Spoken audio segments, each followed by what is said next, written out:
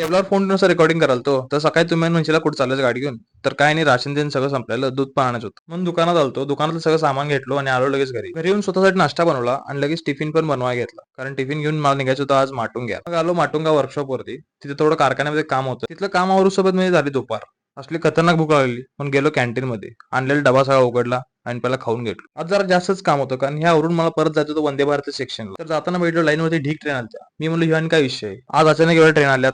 असो, तिथनं गेलो वंदे भारत सेक्शनला. तिथलं कामावरून लगेच निघूया म्हटलं, पण शेवटी व्हायच वेळ झालाच. तर पुढे जाताना बघितलं तर एक माणूस कमोड सोबत काय करायला काय माहिती. मी म्हणलं करू दे तिकडे, काय करायचं ते, आधीच वेळ झालाय, लवकर निघायचं होतं. पुढे गेला लागला दुष्काळ 13वा महिना, म्हणजे ट्रॅफिक हो. तिथनं मला जाताना गाडी रिपेअर करायची होती, मग ती पण करून घेतलो आणि नेहमीप्रमाणे आपला आवरून निघालो जिम. आज जिम मध्ये बॅकचं वर्कआउट होतं, पण सुरुवात कार्डिओ करूया म्हटलं. तर वर्कआउट आवरलो आणि बॅग भरलो आणि निघालो परत घरी. तर घरी जाऊन पहिला घेतलं वे प्रोटीन नंतर विचार करत होतो की आज भाजी काय बनवायची. तर रूममेट म्हणला लगेच टोमॅटोची भाजी बनव, त्याला आवडत ती वाटतं.